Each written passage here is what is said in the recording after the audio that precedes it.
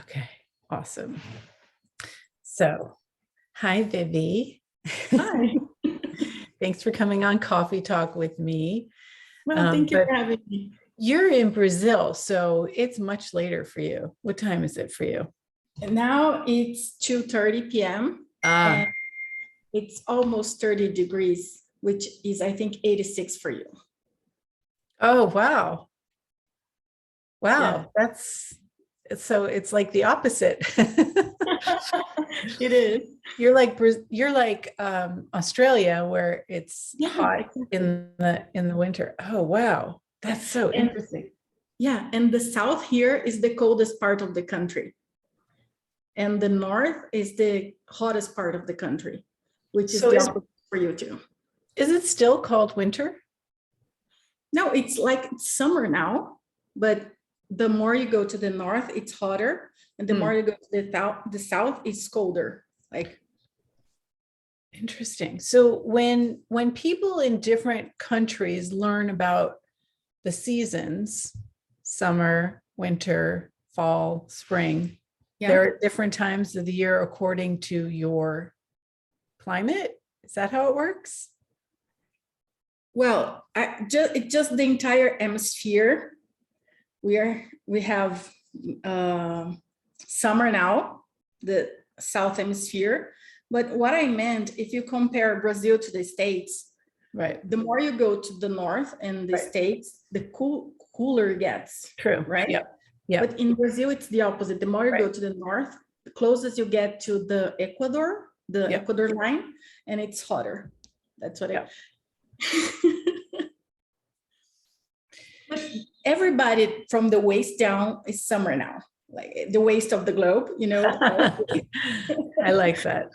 Yeah. I remember when I flew to Australia a number of years ago. Um, they say that as you're crossing the international date line, the energy turns a different direction. So I remember flying and I was sort of sleeping, although you can't really sleep on an airplane sitting up. And I woke up right at that moment and I was like, oh yeah, change my energy. And so I changed it to the other direction. And when I got there, I was totally on their time zone and I didn't have jet lag. It was the coolest thing. It is. It is. How did you do that? I have no idea. I just asked because somebody said, you know, if you watch water go down a drain in the sink, or, as most people notice, in the toilet, it goes clockwise when you're in the northern hemisphere and counterclockwise when you're in the southern. So you have to change the way your energy is. Oh, this is the If you first time cross. I'm hearing that. That's really interesting. So I heard that. I was like, wow, okay, change my energy. I have no idea. I just asked for it. And that's some of the brilliance of ask and receive, is that you don't have to know how. You can just ask and it is so. And it can be also a relief, right? Because you don't have to know how. Right, right. I mean, um, when I heard about access bars, and one of the ways they described it is a turnkey system. So, you put a key in a car and you turn it and it goes, and you don't have to know how the engine works and how the spark plugs make the forward motion and all of, like, I don't know any of that. I just know put the key in. So when you do your bars, you just put your hands on there and it just does it. Or if you're in a restaurant and you have no idea how to cook, you don't have to know how to cook toward your lunch. Yeah. That's good too. Yeah. I don't know. Maybe I like some food analogy. That works. So, so I'm curious. You're a translator for a lot of the classes. Is that an ability you knew you always had, or was that something that you strive for? How did that show up? Well, I didn't have much English learning. I watched TV and then I wanted to read a book, and the first book was published in Portuguese, let's say Harry Potter. and I wanted to read the other books. So I read it in English and make the sound of the words in my head. And honestly, I thought it wasn't good enough. It was just good enough for me to get the entertainment I want. And it's something I used to feel very guilty about because I thought I would spend a lot of time reading and or watching TV. And now I think it was like something I was asking for and didn't know. Because It's so interesting. because if I try to go to an English school or any other language, it won't work very well. I get dumber every day. I try to learn French and Italian. It works if I watch TV or something. And it's so fun. Cool. It's so fun because when I was younger, like if I go to the movies, I would see a very strong character and I would live the movie like the character. And people would like really poke me with this. So I have to dim me down, like dime me down, I don't know, as much as I could. And now I'm asking it to show up again. Yeah. So that's like perceiving the energy of something and duplicating it. And Yeah, exactly. that's cool. I noticed that I can do that with painting. I can look at an artist's style and I can tap into the energy and create something that's very much that energy, even if it's not the same scene. Yeah. And with all kinds of art and stuff, I can do that. It's interesting. But then I lose like, well, you know, what's my style? Because you know, if you're studying all the masters, Yeah, it's great for yeah. It's great for studying, or maybe you want to make a tribute to an artist, but as a translator, I don't want to put anything mine there. I want the person listening be able to listen to get the most of facilitator as possible. So I don't know, maybe there's something else you can create that it's fun, like it's, you know, you can create your art, your energy, but how this can be like fun for you when you can connect to other people's energy.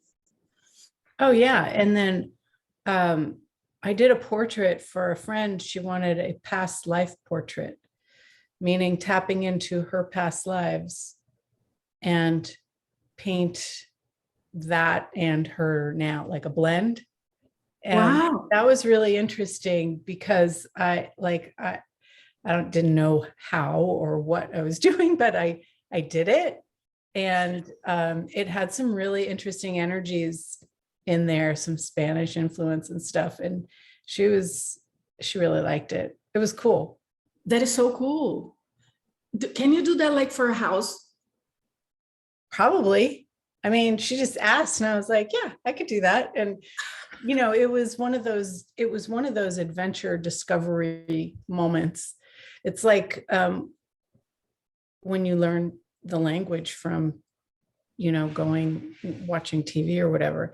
I learned some Italian through going to Italy for classes, and they did simultaneous translation on the stage. And so I was getting words. I loved that. And then I tried taking an Italian class so that I could really learn. And I only went to 2 out of the 10 classes. I just couldn't make myself go. But when I went back to Italy the next year, I totally understood so much more, even more so than my friend who spoke Spanish. And oh my God, that is so incredible, right? There's so much available. And sometimes I think when we go to school, we have to try to fix ourselves in a box and make it and learn it and study the way they want us to. And it doesn't work. Well, you know what? It seems like they're just doing the superficial and, you know, the rules and regulations and the linearity, and it doesn't include awareness and energy and other forms of communication that's all there. Exactly. I wonder what that would be like to include all of that in learning. Well, maybe there is going to be a new way, you know, more inclusive way. What can we contribute to that? Yeah. Well, let's do some force. Yes. 1, 2, 3, 4. 1, 2, 3, 4. 1, 2, 3, 4. Whee. Wonder what that'll create. Yeah, I love that. You don't know how, you don't know when, but it's there. That's that out of control thing that that makes it fun, but it's almost like you have to choose something so far beyond what you've ever done before, so that you're not in your head trying to compute, oh, first I do this, then I did this, then I do that, because coming from that space, it's more challenging to be out of control. I used to do that a lot. Like if I had a headache and something worked, what did I do that worked? What did I do? What worked? So I could repeat that. And then I started to telling myself, okay, I did what would work that time. I did what was required, period. It's because I was trying to compute every time, all the time, with everything. So, or I could repeat the result or get a greater result. And it's not like that. Yeah. So it's like being more present with right now and what's going to work now. So do you have certain questions that you like to ask for just creating from now greater than you have before?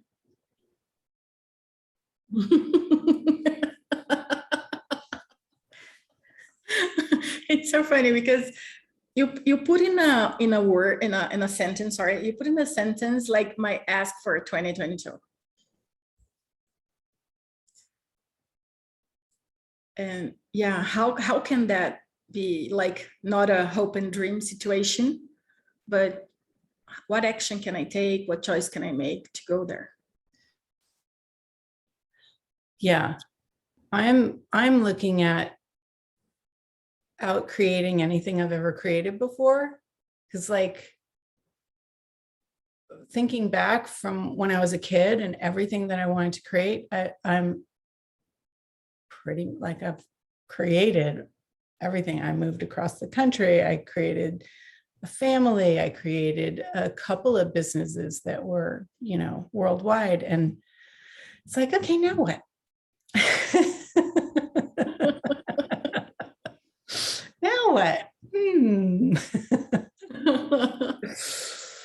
So yeah, I'm like, how big can my ask be so that I don't have to use an alarm clock ever again? do you use an alarm clock? Yes, I do. Ah, You don't? hardly ever. Really? But I just asked my body to wake up.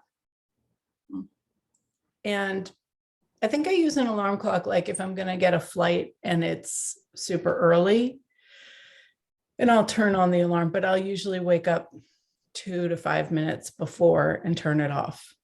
Oh, that's so nice. I don't know. I just love to sleep. I do too. I don't like alarms. I used to make this, I'm going to start to walk every morning to go jogging. And I wake up really early for that. And I used to open my eyes. Okay, it's raining today. It was not. It was super sunny. Okay, today's raining. I'll go tomorrow. And I was like, okay, this is not going to happen. I have to think about something else. That's funny. Yeah, and I use an alarm clock. But if I have something really enthusiastic and the next morning, in general, I wake up 5 minutes before the alarm.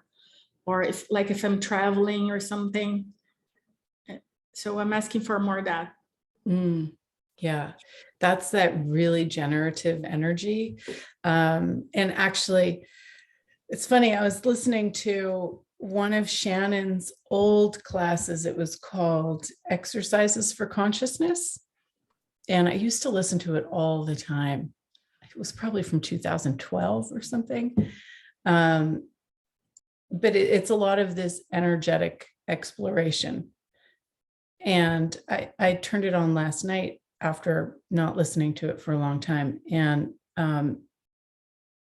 I'm recognizing that certain things that I put into, like the golden SOP that I do every month, there's an element of that. And some of the things that she learned from Gary that we can tap into, and pretty much nobody knows about it unless you've taken that class of hers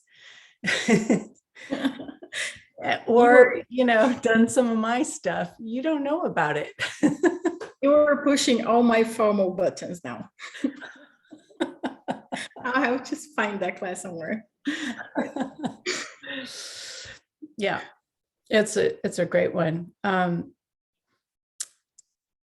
Yeah, but it's like we're all kind of stepping into this other energetic possibility. And there's when you say, getting up in that enthusiasm, I'm recognizing that energy, and you can actually recall and play with that energy and specifically direct it to places. You can direct it through your body, you can direct it into your business, you can do different things with it to have it be more generative in your life. And you just ask. Yeah. And relax. And you can have a taste of it in the golden SOP if you want. I sure do. My sister is so in love with the gold SOP. Wow, she talks about it all the time. Oh, that's so cool. It's funny. I should listen to them myself. I don't listen to those recordings, but it's like, I listen to ESCs that Dane does. I listen to stuff that Shannon does. But yeah, I haven't listened to those. That might be a good idea. Dane listens to his stuff, so you can listen to yours. Yeah. And it's so funny because it's never the same. You can listen 100 times, it's never the same. I know, it's so true. Can I ask you one thing, kind of personal? Sure. So, you were in Access Consciousness for almost 20 years, is that? Yeah. How do you deal with this? I love Access Consciousness, and I didn't find anything that is so pragmatic and so fast and that empowers us instead of empowering the technique. Mm-hmm. So, but sometimes when I think, okay, this is it, I don't have to search anymore, it gets a little overwhelming somehow. Do you know what I mean? Well, what do you mean you don't have to search anymore? Well, before knowing Access, I would try any modality in the menu, and I don't feel that need anymore. Okay, but what can you search within you using the tools to create beyond? I mean, that's the thing. I took a lot of other modality trainings once or twice, and I've followed other things. I guess it was following meditation stuff for like 20 years, but it was repetitive. It didn't go any further. Yeah. But this, there's no limit, there's no end. It is constantly changing. And it's not just from Gary and coming down to, all of us trickle down. It's like people are popping, and, each one of us has different awareness. It's like a huge puzzle.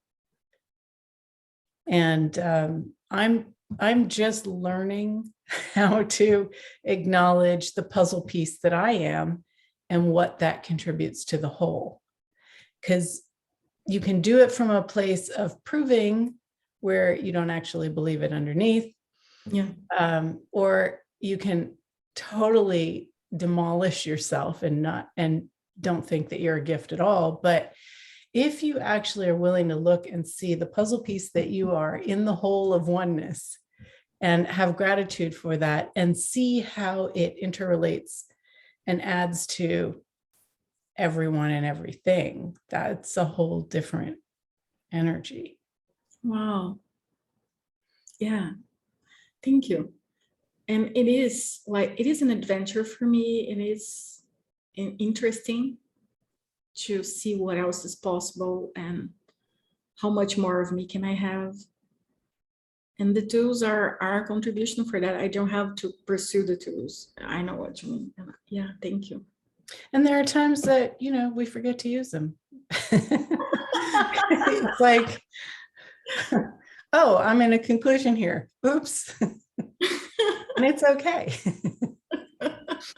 I mean, that's the thing of coming out of polarity is you're going to see the times when you're in a positive or a negative point of view about yourself or others. And that gives you the space to clear it and just have it be, oh, that's interesting. I remember the first time I asked myself, who does this belong to, without thinking, just in a sec. I was like, oh, yay. It was like, because I was all the time, okay, I don't remember to use the tools. I don't remember to use the tools. I have to remember. And when I was like doing it like without thinking. Yeah. I have distinct memories of when I got each tool and how it like all of a sudden clicked. And there was this one time with the heavy and light that I had just gotten separated and heading towards, the completion of divorce. And I remember taking a shower and thinking like, oh, I'm going to be a single mom and people are going to look at me funny and, and this is a failure and whatever. And I was like, God, that's heavy. And I was like, oh, heavy. That's a lie. And I was like, oh my God, all of that's a lie. And then I was just so happy. I was happy because it was my choice. And I knew that it was going to create more because I used the tools to expand that choice into the future. And I knew it. But, the universe has some interesting tests for us. And it'll keep bringing back these other energies for you to look at so that you can go, okay, am I truly going in the direction that is going to create lightness and expansion for me and everyone else? And you can always change. But when it's heavy, it is not true for you. And a lot of us do this negative self-talk stuff. Yeah. But it's not light. Yeah, I think we are so entrained to make the wrong rights that we like the heavy things because there are things we can fix. Ah, yes, problem solver. Yeah. Yeah.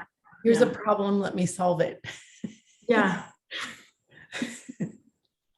When it's not even true. So why bother? Oh my gosh. I know. We're silly people. Yeah, but thank you so much, because while you were saying that, I was acknowledging that in me when I'm doing that. So thank you so much. Yeah, you're welcome. Yeah, it's a process. And it's not perfect. We stumble, we fall, we get back up, we keep going. And there have even been times when I'm like, oh my God, what am I doing this for?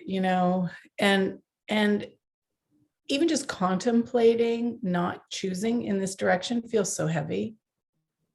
I mean, you don't have to do anything. You don't have to take classes. You don't have, but there becomes this, I don't know, it just seems stagnant energy when I'm not choosing forward in my personal growth. So I continue to do so. I don't know if I believe that. I don't think it's real. That's my point of view. I'm sorry. What? I don't think you can be stopped. I think no, you can stop yourself. Can you? Well, I've seen some people do it. I don't know. When you look at the run, Yeah. Can you really stop yourself? Or is that just a weird ingredient that was missing? I don't. Well, it's a choice. It really is a choice. And Yeah. if you like discomfort and problems and trying to fix them, you can go through that over and over and over. But I'm starting to get to levels of joy and peace and ease that I never knew was possible. And I'd like more of that. And I know that there's way beyond that. So the problem stuff can just go away. And it can be that easy.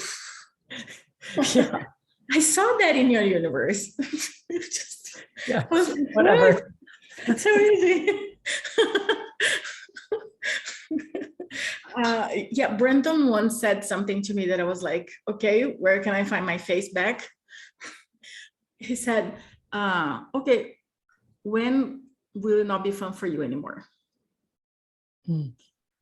And I couldn't see myself doing that because it was fun, like in anywhere. But it opened up so much space, and I could look at that and I could understand that there is this point where you finally choose different. Because sometimes we want to choose, we pretend to choose, but we are not choosing. And maybe it takes a little bit of discomfort to choose. That's what I wanted to say. And at the same time, maybe what you think is growth doesn't look like what you were expecting. Yeah, I would say it usually doesn't.